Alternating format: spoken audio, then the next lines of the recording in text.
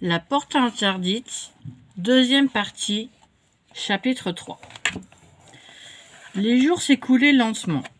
Depuis qu'ils avaient fait connaissance avec la nouvelle famille qui partageait leur table, le jeune couple se sentait plus proche l'un de l'autre. Annie et Martine donnèrent la permission à leur fils de se rendre dans le parc pour y faire la balançoire. Annie et Danny se proposèrent pour la surveillance des enfants, pendant que l'autre couple décidait de faire une balade dans le parc. Quand ils furent seuls, la jeune femme qui avait complètement oublié la virée nocturne de Danny dans les couloirs lui posa la question suivante. « Que faisais-tu en pleine nuit dans le vestibule ?»« Rien, je te l'ai dit, je n'avais pas sommeil. »« Non, justement, nous n'en avons jamais parlé. S'il te plaît, Danny, ne me mens pas. Pas toi. Excuse-moi, chérie, je ne voulais pas te blesser. » Délicatement, il lui prit la main, et aussitôt elle s'excusa pour sa nervosité. Cependant, elle le questionna tout de même sur le motif de ses recherches. « Rien de précis, mais plus le temps passe et plus je trouve cet endroit bizarre. » Annie lui expliqua ses craintes du début et de la ressemblance troublante entre sa grand-mère et Léa. Elle ajouta qu'elle avait l'impression d'avoir déjà vécu cette situation. « De plus, chérie, je suis certaine qu'à notre arrivée, je n'ai jamais révélé mon prénom à Léa, et toi non plus. Pourtant, elle le connaissait. » Ils échangèrent le même regard interrogateur. Danny semblait vraiment préoccupé. Il la regarda en souriant pour la tranquilliser. « Tu sais, ma chérie, je crois que nous devenons paranoïaques. » Martine et Armand vinrent les rejoindre un petit moment après. Les deux hommes marchèrent devant en parlant politique, suivis de près par les deux jeunes femmes qui en étaient aux confidences. « Alors comme ça, Danny et vous n'êtes pas mariés ?» Depuis qu'ils se connaissaient, la jeune femme n'avait fait aucune confidence sur leur couple. Cette question la déconcerta. Elle répondit « Non, en fait, cela fait peu de temps que nous nous connaissons. » La jeune femme raconta à sa nouvelle amie son départ précipité pour le sud de la France et l'accident qui l'avait contrainte à séjourner dans cet endroit. Martine se sentit gênée par l'absence de l'époux d'Annie. « J'ai quitté mon mari, ajouta-t-elle. Je suis désolée, ne le soyez pas, il m'était infidèle. C'est la raison de mon départ précipité. Est-ce que vous vouliez me demander si Danny et moi avions une liaison ? Je ne voulais pas être indiscrète. » Annie posa la main sur l'épaule de Martine pour lui témoigner sa confiance. De plus, se confier à quelqu'un lui fit un bien fou. « Oui, Danny et moi avons bien une liaison. Mais en ce qui me concerne, c'est plus fort que cela. Je crois que je suis tombée amoureuse. » Les deux femmes échangèrent les complices. Annie se rapprocha de Martine et chuchota pour ne pas se faire entendre des deux hommes. « Je ne sais pas s'il ressent la même chose que moi. Pourquoi ne pas le lui demander ?» Rien qu'à cette idée, Annie se mit à rougir. La jeune femme était une personne très réservée et légèrement introvertie. « Je ne veux pas qu'il se sente piégé. » Les grandes personnes s'assirent dans l'herbe, tandis que les enfants partirent jouer avec le petit filou qui trépignait sur place en aboyant d'impatience, ce qui fit rire Martine et Annie. Armand sortit un paquet de cigarettes, en offrit une à sa femme, puis une à Annie, qui n'avait jamais fumé de sa vie. Étonné, Danny la vit prendre la cigarette. Il en prit une à son tour. « Tu fumes, Annie ?» La jeune femme vexée lui répondit aussitôt. « Bien sûr, tu me l'as jamais dit. Tu ne m'as jamais posé la question. » Quand Danny lui offrit du feu, Annie aspira une grande bouffée et aussitôt fut prise d'une quinte de toux. Les larmes coulaient sur son visage. Personne n'osa dire quoi que ce soit pour ne pas la mettre mal à l'aise. Danny se tourna vers elle d'un air moqueur et lui dit « Tu ne fumes pas, Annie, tu crapotes. » La jeune femme, un peu honteuse, éclata de rire et ce fut le fou rire général. Elle avoua que c'était la toute première fois qu'elle fumait. Et tout en écrasant la cigarette, elle pinça le bras de Danny pour son impertinence, en réalisant alors que sans y prendre garde, la vie s'installait. Eric, en courant, se prit les pieds dans un petit trou et tomba lourdement sur le sol. Il se releva en se tenant le bras et en gémissant. Annie se leva rapidement, mais Danny la devança et se précipita sur l'enfant. Quand il fut près de lui, il l'examina soigneusement. « Tu as mal, mon bonhomme ? » ?»« Non, je ne sens rien. Je suis un homme à présent, » affirma-t-il en serrant les dents. De toute évidence, l'enfant n'avait que de petites écorchures aux genoux. Annie, qui les avait rejoints, prit son enfant dans les bras. Eh bien, l'homme, je crois qu'il est temps de rentrer pour faire une petite toilette avant le déjeuner. Les deux enfants protestèrent. Ils voulaient encore jouer avec Filou, mais Danny se montra strict sur ce point. Eric, écoute ta maman, et viens tout de suite, dit-il gentiment, mais fermement. Martine s'approcha de Danny et lui glissa à l'oreille. Je crois que Danny s'est trouvé une famille. Chut, Martine, il va vous entendre, gloussa-t-elle dans son poing. Martine lui fit un petit clin d'œil complice. Danny se retourna, prit une cigarette et fronça les sourcils en regardant les jeunes femmes qui riaient. Je crois que c'est moi qui paie. Les deux jeunes femmes, prises d'un faux rire, ne pouvaient plus s'arrêter. Décidément, Annie avait vraiment l'impression d'être en vacances. Elle ne ressentait plus du tout l'envie de partir d'ici. Le petit groupe s'engagea dans l'allée du parc, en direction de la grande bâtisse. Peu de temps après, le jeune couple et l'enfant se retrouvèrent devant la porte de la chambre d'Annie. « Que penses-tu de Martine et de son époux » questionna la jeune femme. « Ils sont gentils, » répondit Danny en ouvrant la porte de la chambre. « Eric, va faire ta toilette dans la salle de bain. » La salle de bain se trouvait dans le couloir, juste en face de leur chambre. L'enfant appela son chien, et ils sortirent tous les deux. Danny en profita pour prendre la jeune femme dans ses bras. Il l'embrassa dans le cou, et elle riait, chatouillait. « Quand vas-tu parler à Eric ?»« Parler ? Parler de quoi ? De nous, de notre relation ? Tu vas vite, Danny. Pour Eric, ce voyage n'est fait que pour prendre des vacances et non pour remplacer son père. Tu veux dire que tu n'as pas pris de décision concernant ton couple ? Ce n'est pas ce que j'ai dit. J'ai pris ma décision. Au contraire. » Le jeune homme, un peu nerveux, alluma une cigarette et en proposa une à la jeune femme qui se mit à rire aussitôt. « Sois un peu sérieux, Danny. Tu ne veux pas savoir quelle est ma décision ? Seulement, si tu veux bien me la faire partager. Je quitte Michel. À mon tour, j'emménagerai chez mes parents. Le temps pour moi de trouver du travail et un logement.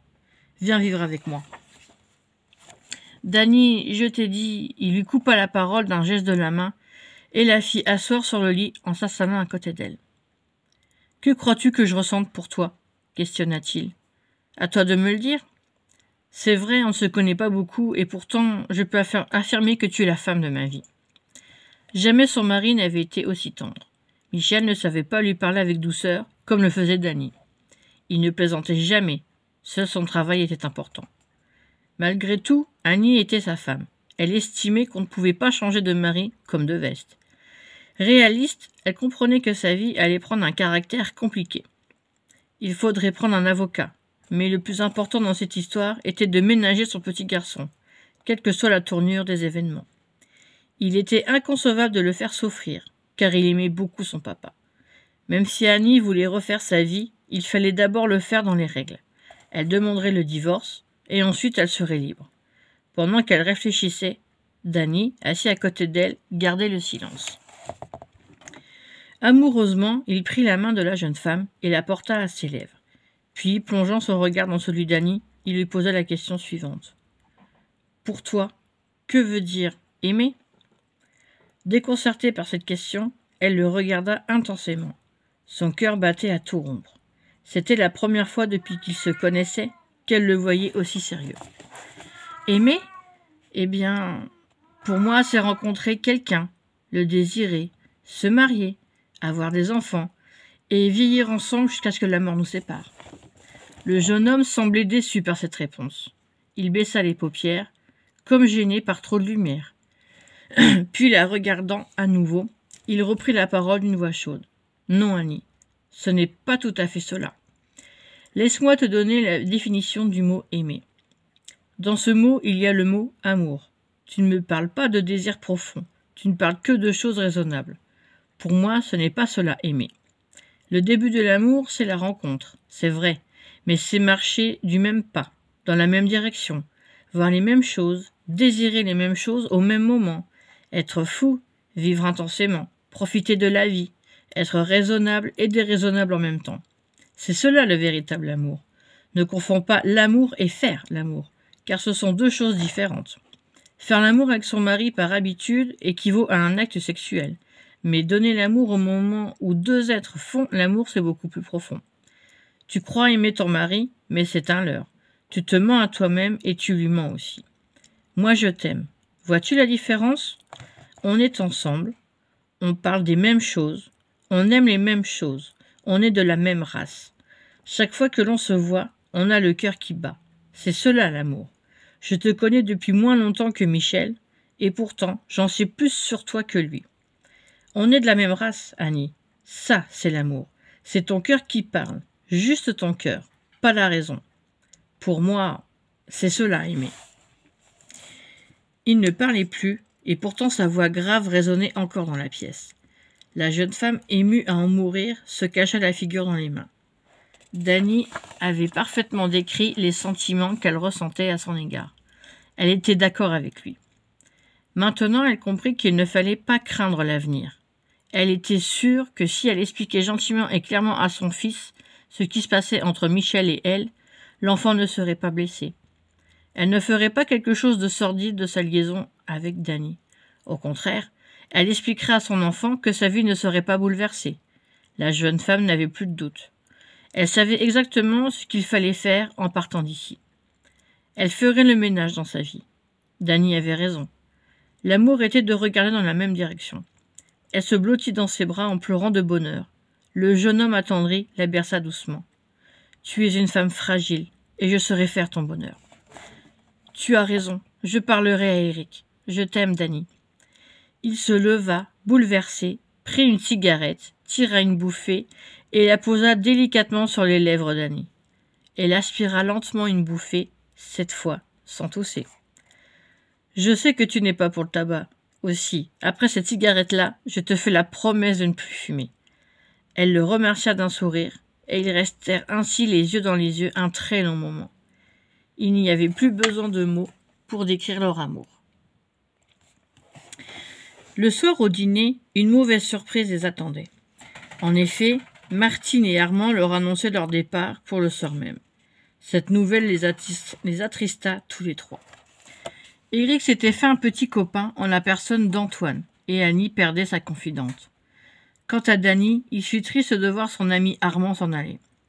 Vraiment, ce soir-là fut fait de tristesse et de mélancolie. Après le dîner, ce fut le moment des adieux. Dany les questionna sur l'heure de leur départ, mais le couple resta évasif sur ce point. « Je pense que nous partirons dans la nuit. Léa nous propose de venir nous réveiller à l'heure idéale pour qu'il n'y ait pas trop de monde sur la route. » « Armand, questionna Dany, tu ne m'as pas expliqué comment ta famille et toi aviez échoué dans cet endroit. C'est très curieux. Je roulais, je me sentais très fatigué. Martine et le petit dormaient déjà depuis pas mal de temps. J'ai dû avoir un moment d'inattention, car je me suis retrouvé dans un champ, mais rien de grave. Simplement, sans m'en rendre compte, j'avais quitté la route. Martine s'est réveillée. J'ai pris mon fils encore tout endormi dans mes bras, et nous avons marché au hasard. Nous sommes tombés sur cette maison peu de temps après. Voilà l'histoire. Dany prit le parti de sourire. Léa se tenait près d'eux, et leurs regards se croisèrent. Le jeune homme ne fit aucune remarque, comme il s'agissait d'une question anodine, et souhaita bonne chance à toute la famille. Une fois dans leur chambre, sa compagne aida son fils à enfiler son pyjama et à se coucher. Quand il fut endormi, Annie proposa à Dany d'aller faire un petit tour dans le parc. À son grand étonnement, celui-ci refusa, prétextant une grande fatigue. Soupçonneuse, elle le fixa droit dans les yeux et lui demanda si ce soir il avait envie de fouiner dans les couloirs. Très détendu, soutenant son regard, il affirma.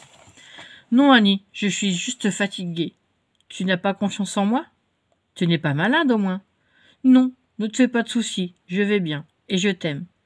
Bonne nuit, dors bien. » Et il ajouta tout bas. « Pense à moi. » Annie lui lança un petit coup d'œil coquin en s'approchant de lui et chuchota à son oreille. « Tu ne sais pas ce que tu me manques. » Ils se mirent à rire tous les deux. Très chastement, le jeune homme lui prit la main pour lui embrasser le bout des doigts. « Où est passée la petite jeune femme coincée et timide que j'ai rencontrée ?» Avant qu'elle ne réagisse, il se glissa hors de la chambre pour rentrer rapidement dans la sienne. Il s'allongea sur son lit en attendant la nuit. Pour passer le temps, il prit un livre et se força à rester éveillé. Malgré ses efforts, il dut un moment s'endormir, car c'est un bruit de voix dans le couloir qui le réveilla en sursaut. Prudemment, il sortit du lit en se frottant le visage énergiquement pour se réveiller tout à fait.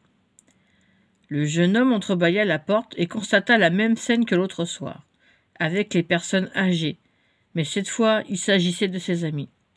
Léa mit un doigt sur sa bouche pour demander aux voyageurs de faire le moins de bruit possible. Le petit groupe se dirigea silencieusement dans le couloir. Avec précaution, Danny les suivit à distance, se dissimulant pour ne pas être repéré.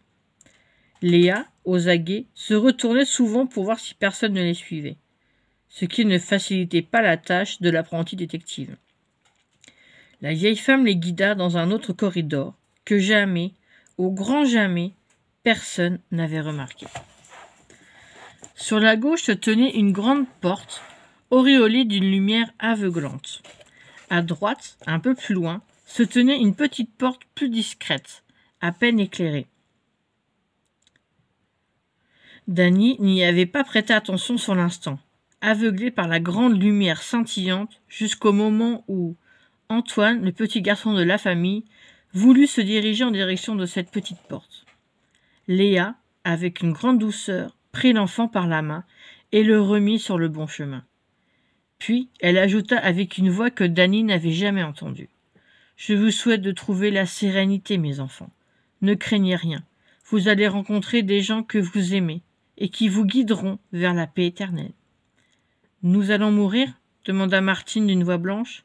« La mort n'existe pas. C'est un passage pour un monde meilleur. Il ne faut pas avoir peur. Quand votre heure est arrivée, il faut y aller sans crainte. » Elle les embrassa à tour de rôle et doucement, la porte se referma sur eux. La lumière disparut et le couloir fut plongé à nouveau dans l'obscurité. Daddy n'était pas près d'oublier un tel spectacle. Il ne bougea pas de sa cachette, tétanisé. Léa se dirigea vers lui d'un pas feutré. Quand elle fut à sa hauteur, elle dit à voix haute : « Sors de ta cachette, Danny. Je sais que tu es là, mon enfant. » Surmontant sa frayeur, Danny sortit de sa cachette. Il venait de comprendre qu'Annie et lui évoluaient dans un monde parallèle, entre la vie et la mort. Il fit face à Léa. Jamais il n'avait remarqué, comme ce soir, que cette femme n'avait pas d'âge, mais qu'elle possédait dans ses rides et ses cheveux blancs toute la sagesse et le savoir du monde. Elle posa une main rassurante sur son épaule et lui sourit. « Cela répond à tes questions, Danny ? Allons-nous mourir, nous aussi, Eric, Annie et moi ? Le moment n'est pas encore venu pour vous. Êtes-vous la grand-mère d'Annie ? Oui, mon petit. Je peux lui en parler sans trahir un secret ? Fais ce que tu crois le mieux, mais je pense qu'au fond de son cœur, elle est déjà renseignée. » Il regarda longuement cette femme au pouvoir immense s'éloigner et se confondre dans les ténèbres. Le couloir avait repris sa dimension première. Les portes avaient disparu. Danny, triste à mourir, emprunta le chemin qui menait à sa chambre. Il ignorait s'il devait aller réveiller son amie ou bien la laisser dans l'ignorance. En passant devant sa porte, il écouta au ventail, mais aucun bruit ne venait de la pièce. Pourtant, il n'eut pas le courage de ne pas informer la jeune femme sur l'endroit où il se trouvait réellement. Cela signifiait également que seul leur esprit se connaissait, mais pas leur corps. Déçu, il frappa doucement à la porte. Après un court moment, Annie passa la tête par l'entrebâillement. En le voyant, elle sortit dans le couloir, vérifiant toutefois que son fils ne s'était pas réveillé. Elle referma la porte sur eux et s'inquiéta aussitôt du visage décomposé du jeune homme qui reflétait la lumière de la torche. Son regard était mélancolique. Il lui prit la main, hésitant encore sur la décision à adopter. Enfin, il se décida pour la franchise. « Ma chérie, il faut que je te parle. Il est arrivé quelque chose ? Je sais exactement où nous sommes. » En constatant le visage sérieux et attristé de son ami, la jeune femme prit peur. « Je ne suis pas sûre de vouloir le savoir. Je t'en prie, ma puce, ne m'interromps pas, s'il te plaît. Il faut que tu saches absolument. » Lentement, Danny commença son surprenant récit. Plus il parlait, plus la jeune femme tremblait. Quand il eut fini son étrange histoire, elle s'effondra en larmes dans ses bras et lui dit : « Je ne veux pas mourir et je ne veux pas partir d'ici non plus. Cela ne dépendra pas de nous, mais de Léa, qui décidera, puisqu'elle en a le pouvoir, le moment où notre heure aura sonné. » Le lendemain matin, le jeune couple, Eric et son petit chien, se retrouvèrent comme à l'accoutumée devant leur petit déjeuner. Cette fois, personne ne les attendait à leur table. L'enfant était triste. Il fallut lui expliquer que la nuit dernière, son ami Antoine était reparti chez lui, avec ses parents. Eric questionna sa maman pour connaître leur départ à eux aussi. La jeune femme préféra rester évasive. Le petit déjeuner avalé, Annie demanda à Danny d'emmener son fils dans le parc faire du toboggan. « Que vas-tu faire, Annie ? J'aimerais discuter avec Léa. » Il approuva d'emblée cette décision. Sa voix était un peu triste, pourtant il souriait. C'était étonnant pour la jeune femme de constater à quel point cet homme était un modèle de gentillesse. Elle lui sourit à son tour et posa sa main dans la sienne. Le jeune homme et l'enfant lui firent un petit signe de la main et prirent la direction du chemin de la terrasse. Annie quitta la table et partit aussitôt à la recherche de Léa, qu'elle trouva dans la cuisine. En vérité, la vieille femme attendait la visite de sa petite fille. Quand Annie franchit la porte, les deux femmes tombèrent dans les bras l'une de l'autre. Seule Annie pleurait. La vieille femme lui désigna une chaise en souriant et s'installa en face d'elle. Annie, très émue, la contempla un moment sans parler. Derrière chaque ride de ce visage émanait une grande sagesse et un grand savoir. Elle seule connaissait la réponse à toutes les questions que l'on peut se poser sur la mort et ses mystères. Elle seule connaissait l'autre côté de la scène. Léa prit les mains de sa petite fille dans les siennes, plongea ce doux regard dans les yeux pleins de tristesse de la jeune femme. Sans cesser de lui sourire, elle lui dit d'une voix douce. « Pourquoi cette tristesse dans tes yeux, mon enfant ? Tu es en train de vivre ce que peu de gens ont la chance de vivre. Certaines personnes ne font que passer de la vie à la mort, sans avoir eu la chance de connaître ce que tu connais toi, en ce moment. Comment est-ce après Léa ? C'est la paix éternelle. On y trouve le repos après bien des souffrances de la maladie ou de mortelles blessures.